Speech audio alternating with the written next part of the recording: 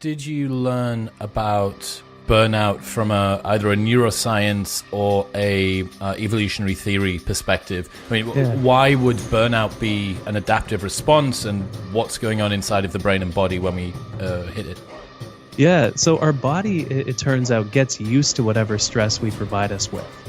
And it gets so used to it sometimes that it gets fed up with having to go through the whole rigmarole of generating that stress response. To that spike of cortisol levels, our pupils dilating, our heart rate elevating to mobilize, to face down a threat, which was usually physical. These days we're just sitting in front of our email clients stewing over one negative message.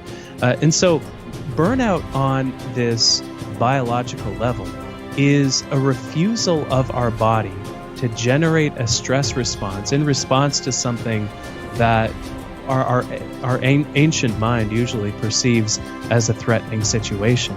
And I use the example of measuring my own cortisol levels in the book. So I had it was a saliva cortisol test, so it's not as reliable as a blood cortisol test. But I had my levels measured when I was going through this period of burnout, just for sheer curiosity's sake. And there's kind of the normal range of cortisol response to a threatening situation. Cortisol, of course, being a primary stress hormone. And our cortisol levels usually spike in the morning, which is good, right? Because that's what mobilizes us to do the day, to get out of bed, to take on whatever the day might offer us. And then they kind of trail off as our energy goes down throughout the day. And I noticed when my own levels came back that they had basically flatlined. There was no cortisol spike in the morning. There was no kind of rise in the middle of the day, and it just kind of flatlined all day long.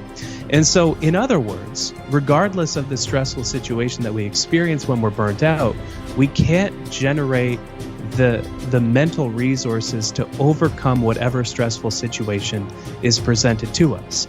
And that's where that feeling of exhaustion, cynicism, being unproductive comes from. Some stress is good, right? Stress provides us with meaning. If you removed all the stressful episodes from your life, you'd also remove all the meaning from your life. You'd remove the weddings, the anniversaries. You'd remove the weird Thanksgiving meals with family. You'd remove the most challenging moments of your life too. But too much stress does deplete this capacity for a stress response over time. And that's what the research shows on the subject of burnout is the refusal of our body and our mind to mobilize to a stressful situation. It's when our stress response flatlines, and it is the ultimate manifestation of chronic stress in our work and in our life that usually comes from those 6 areas. So it's kind of like your body just giving up and saying, I'm carrying too heavy of a weight, I'm not going to respond to the stress anymore. And my solution for this is to completely kill all motivation, to make you feel doubtful about the future, and to dial down your ability to be productive. Exactly. It's not working anyway, so why keep generating it? Let's say that there's someone listening now. We're coming toward the back end of the year. Lots of people will have worked very, very hard, or maybe we're going into the new year, and you just think, God, all of these things that Chris is talking about, it feels like that's me.